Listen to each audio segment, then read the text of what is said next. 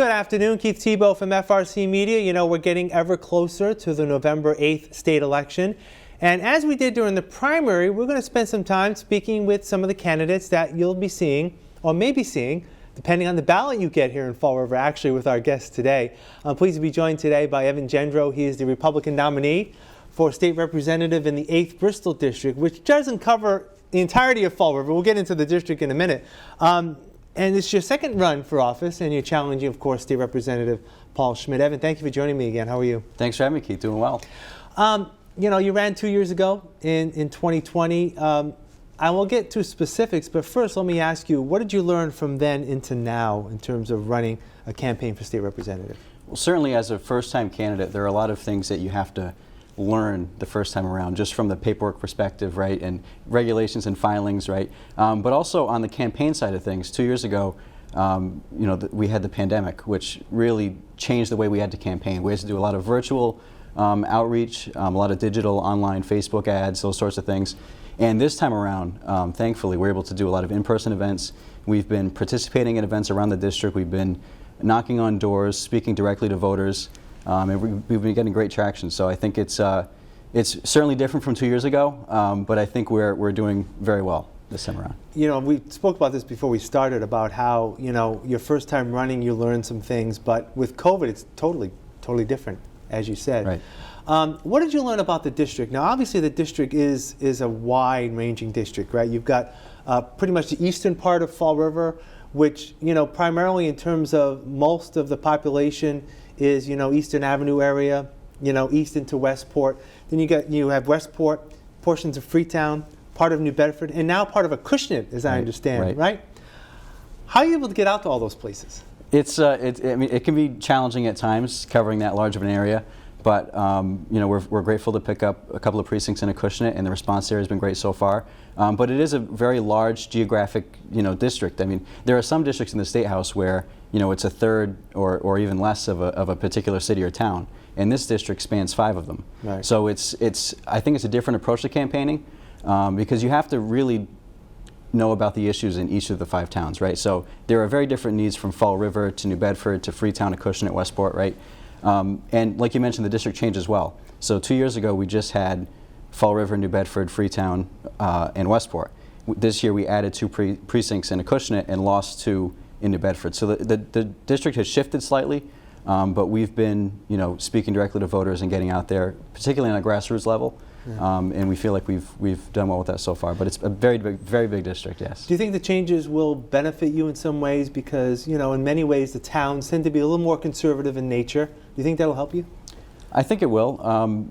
I can tell you just anecdotally as well, you know, speaking with voters out in the Acushnet area and the new parts of the precinct that we picked up, voters are very receptive to our message. And looking at past election data as well, I think that's a great area for us.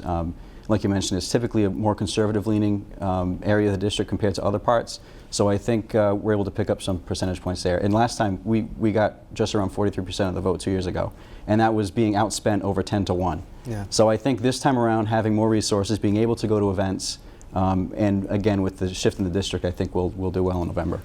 You know, I believe you were born in Fall River, but grew up in Westport, right? Yes. Still live in Westport. Yes. As does Representative Schmid. It appears to me, and I don't know the numbers, you know them better than I do, that Westport, you've got the entire town, right? That's the only one, you've got the entire town. Is it safe to say that so goes Westport, so goes this district? That's, you know, a lot of our votes come from Westport in this district. If you look just numbers-wise, I think there were just over half of our votes came from Westport in the last election. So I think that may be the case, but there are other parts of the district that are certainly important as well. We have a few thousand votes that come from each of the towns in the district, so they're all important in their own right, I think, and it's important to reach out to voters in all the communities. But Westport in itself is a very large part of the district, and it's a large town geographically as well. Right. So just reaching voters in Westport in itself can be a challenge. And there are also diverse needs just in that one town, right? So when we talk about nuances of the issues, just in that one town alone, there are some nuances. So, I mean, there are everything from farming, you know, issues to also economic development and businesses up in, you know, especially towards the north end of Westport. So just in that one town, there are certainly diverse needs. Another item that we spoke about 2 years ago, and as you physically get older is not going to be an issue is your age, right? You were 21, right? You're now 23, is that correct? Yes, yep. Is that still an issue? Do people still say, oh, you're young, or you're too young to run? I mean, do you still hear those things? I would say not as much, no. Good. And I think I would use it as an asset as well. Yeah. I think, bringing a new voice and a fresh perspective to the issues is important, right? Our incumbent has been unchallenged for 10 years, and the last time that there was a Republican on the ballot, before the last time I ran, was 1996. So I think people are ready for a change. I hear it a lot around the district. I think they're ready for a change. They're ready especially for a new voice and a different perspective. And that's, I think, what we offer in this race. I do want to get to some of the issues, and we will in our conversation, but unfortunately, and this is just my opinion here, when people see Democrat or Republican, there are some stereotypes on both sides. And they'll say, oh, Evan, he's a Republican. He must be this X type of Republican. How would you describe yourself as a Republican? What type of Republican do you describe yourself being? Sure. I would say I'm a practical Republican focused on the issues. I sort of like to stay away from the partisan side of things.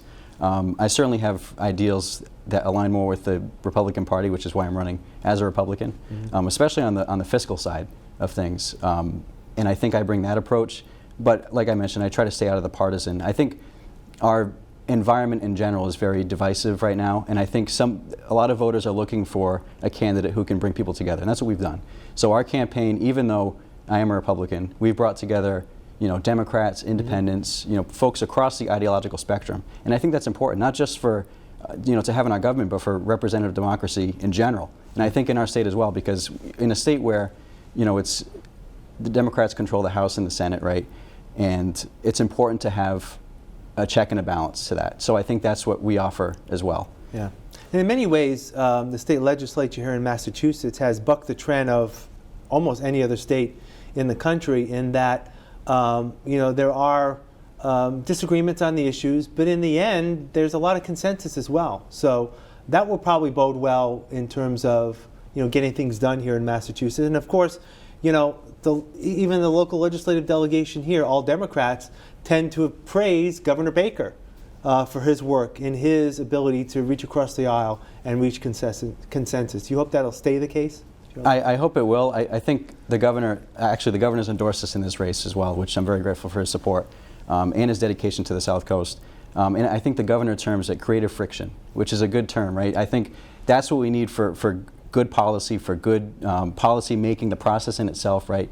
When people who may disagree on issues can sit together, and even though they have a different approach to the issues, they want the same solution, right? I think we all want people to do well financially, right? To be able to climb up the ladder and do well. And I think, we may have different approaches to get there, whether it's in, the types of tax relief that we're for, or cutting taxes or providing relief or local aid, for example, right? So even though we may have different approaches to that, I think coming to the table and having, sincere discussions on the issues can, create great policy. And I think that's what the governor's been able to do in that position. I think you see a lot of the compromise that comes out of the House and the Senate and when it reaches the governor's desk. And I think, that's something that I would hope to continue in the House. So, let's get into some of the issues now. What was the key reason why you decided to run 2 years ago? And is it the same in 2022? I think it is. We have a lot of the similar issues that came up 2 years ago, especially on the fiscal front. Yeah. We're seeing now, again, this was an issue 2 years ago, but is now as well, a significant surplus in the in our state budget, in the multi-billions of dollars, right? And we've seen the governor propose $700 million in tax cuts be rejected by the House, right? We saw a potential rebate bill that wasn't taken up by the end of the session, right? We see 62F, which is the stipulation that if the state brings in over a certain revenue, it has to go back to the taxpayers, right? A certain percentage of it. And we saw that, they were looking at ways to get around it. There may be ways to change it, I think was the quote. So I think when you see that and sort of the frustration that I share with a lot of voters as well, is really centered around tax relief. And, we're seeing record surpluses, and I think it's time for folks, especially now, coming out of the pandemic, we're still seeing unemployment, a lot of economic issues We're seeing rising prices, inflation, right? So I've called on tax relief from day one and also suspending the gas tax from day one. And I think those are two important ways to put money in people's pockets. And also public safety is another reason that I decided to run again. We saw the passage of the police reform bill, and I think as a result of that now we're seeing a lot of understaffing in our police departments. And I think we have to be able to allow them to do their jobs and give them the resources that they need to keep our neighborhoods safe. In terms of public safety, though, in terms of staffing, we see it here in Fall River. There's, at least over 10, I believe, officers, patrol officers that still need to be filled. Is it less of an issue, a political issue, but more of I'll call it a realism issue, where in cities like Fall River, being a police officer in any community is not an easy job, but in inner cities like Fall River and New Bedford, it's a tougher job and it's tougher to recruit those. How would you try to help that in any way? Sure, I think there are a few different ways we can address that. And I've met with a lot of public safety unions on these issues. I spoke with the state police union and some others as well. Staffing is an issue, and I think the reform bill in itself, if you look at some of the stipulations that were part of that, they require sheriff's deputies to receive additional training now, right? So departments that are underfunded, like Fall River or other communities, New Bedford, I know, for example, has taken advantage of this, rely on sheriff's deputies to fill in the gaps, working details or other things. So by putting up more roadblocks to getting them to fill in the gaps, I think is contrary to what we need in our communities. Right. And also on the local aid front, I mentioned this issue earlier, but I think there are things we can do with communities that are lacking resources on the public safety front. Local aid is a great way to fill in those gaps, because a lot of the time local aid receipts just don't cut it, right, from local property taxes and other things to fund things like public safety, education, right? So I think, especially now with a surplus, that's a great way to fill in the gap, is to increase local aid funding, especially for our police departments. And I know that the city of Fall River has received public safety staffing grants that the delegation has been involved with to help bolster the ranks. Do you hope to continue that as well? I would hope to, and I would also look to expand it. I mean, I think there's certainly, if we're still seeing understaffing, I think there's certainly challenges that still need to be addressed, and I would look to have that conversation with our local departments to address those issues. You talked about local aid. Do you feel cities and towns are appropriately funded by the state? I think there's more that we can do, especially with, we have even after the 62F rebates go back to taxpayers, we're still looking at a nearly $2 billion surplus in our state. Mm-hmm. So that's with the $2.9 billion coming out for rebates, right? So I think that's a great area to invest. Our local communities, I think, know how to spend taxpayer dollars maybe better than some of the larger state organizations, because they know, they're working in the weeds in those issues every day, right? So they know where the needs are. And I think having those conversations with cities and towns to figure out, where do we need to invest money? Is it in education? Is it in these areas? Because I think we have a unique opportunity now with such a large surplus to really help fill in gaps that we've seen, especially as a result of, we're still seeing effects of the pandemic and so on, right? And that's a great way to invest and give back to our communities now when we have the money, right? And we've seen this isn't something new either. This is something that we've had a surplus for the last, few years here, right? So this isn't, and we're sitting on a large rainy day fund, we're sitting on, so the state's budget surplus in itself is large enough, I think, to fill in a lot of the gaps that we see in our cities and towns. So a lot of those grant programs are things that I would like to look into expanding as well. As a state representative, when it comes to economic development, Fall River and New Bedford, those two corridors are going to be bolstered, a little over a year from now from South Coast Rail, right, and the potential impacts that may come with it. What are your ideas in terms of capitalizing on something like that, in terms of providing economic development opportunities in your district, right, and obviously focusing a little more on Fall River? Right. So I think South Coast Rail presents great opportunities for our region in general, but I think particularly for Fall River, creating a destination for the city, right, for tourism, for new revenue that I think we haven't seen in a long time in the city is something that, but I think we also need to be careful too to make sure that we have the policy that prepares us for that, right? So we need to make sure that with the rail coming, that housing doesn't become too unaffordable, right? That we're not losing jobs, that we're still planning properly to make sure that not only is our housing stable here, and we have we're addressing housing concerns, but also investing here to make the most out of South Coast Rail, right? I think it would be a shame if we got this project here and if it's completed and we're not seeing an increase in tourism or investment here. So I think it presents a great opportunity for businesses to invest, and we need to make sure that the state and the local delegation, I think as a whole, is doing its part to make sure that this is a fertile ground for investment, especially from outside groups that may have not otherwise invested in Fall River but are now willing to put money in because I think they're seeing it as a destination now. And the same goes for New Bedford as well. There's going to be a stop there, so I think this is a district-wide approach that would really be great for the South Coast. In terms of education, communities, Fall River and New Bedford in particular, have benefited from the passage of the Student Opportunity Act.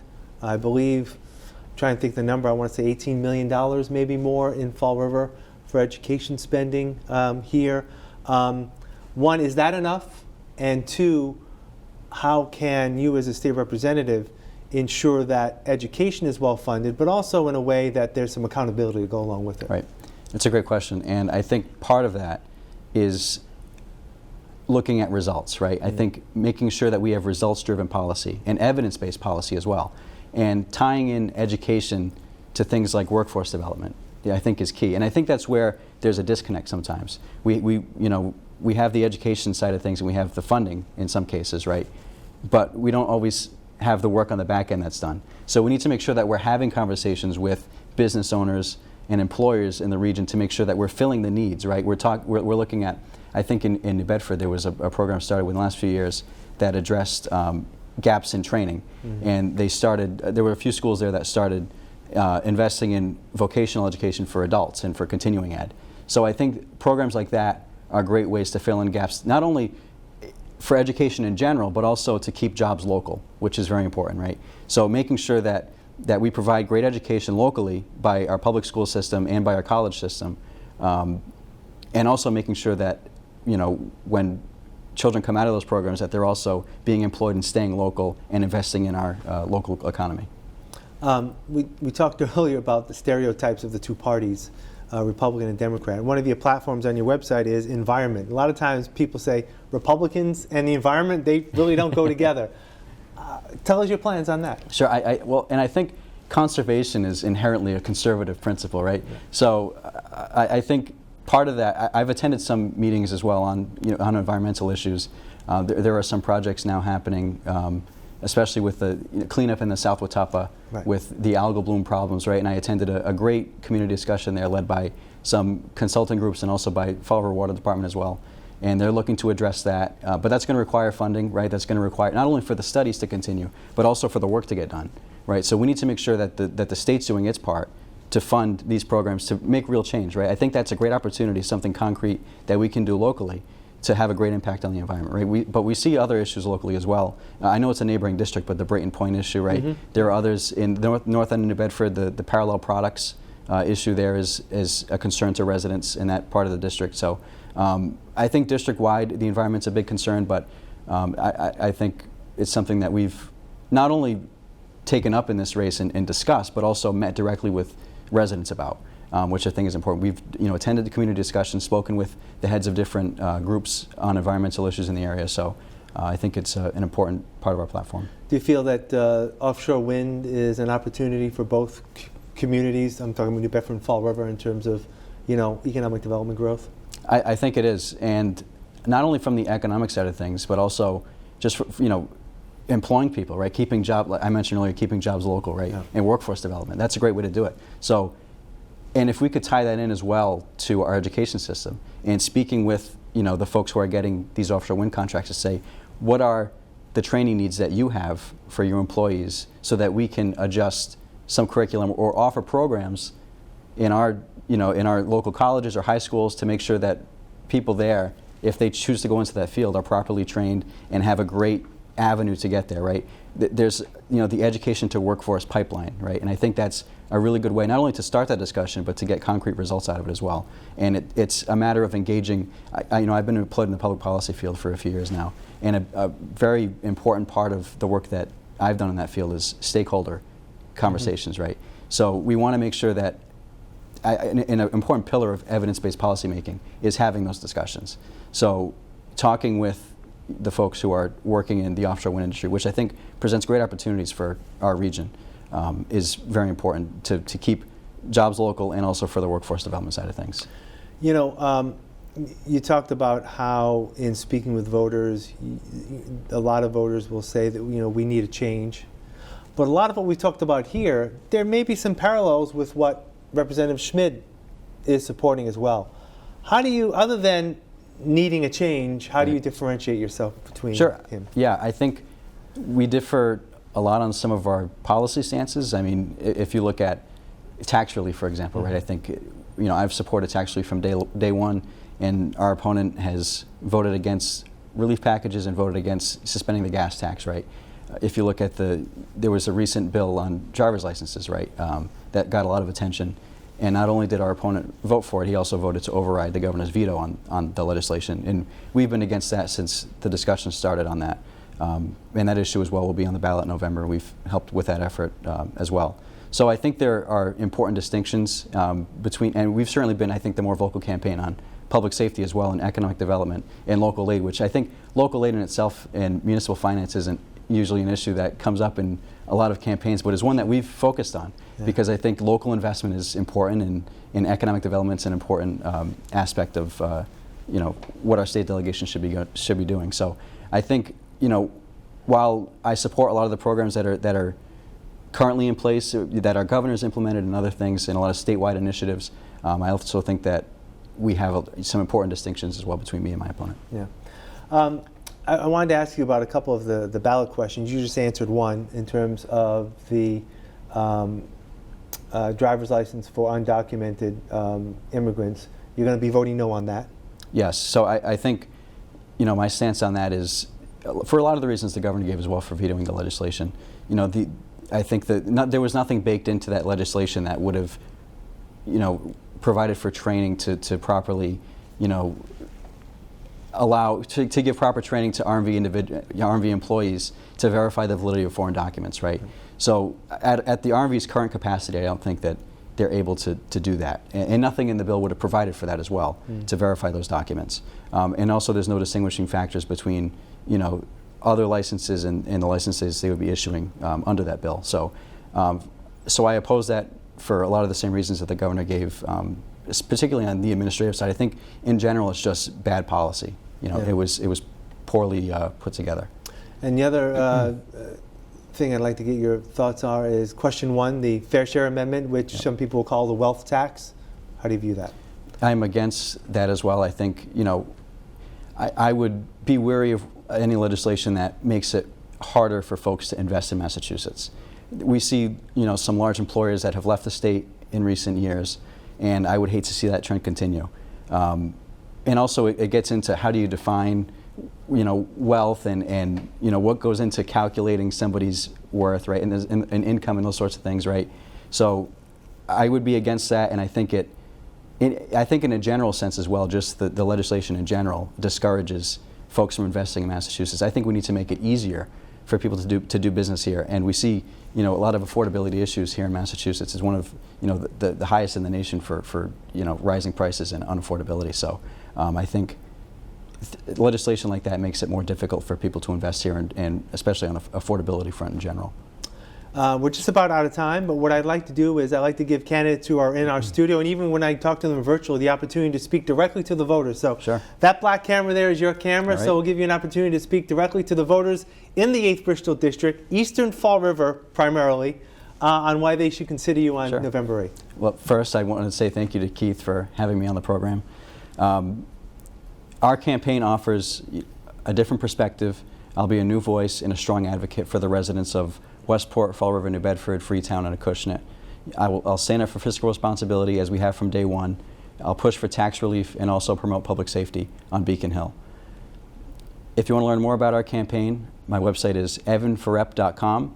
You can fill out a form there to get in touch with us as well, and also follow us on social media to stay up to date and to get our stances on the issues. And, you know, please feel free to contact us as well, and we'll reach out. All right, Evan Gendreau, Republican candidate for the 8th Bristol District seat, State Representative. Thank you for joining me. All the best, and if you get elected, we'll bring you on quite often. I appreciate your time. Good luck. Appreciate that. Thank you, Keith. All right. And thank you for joining us here in FRC Media. And please make a point to vote on November 8th.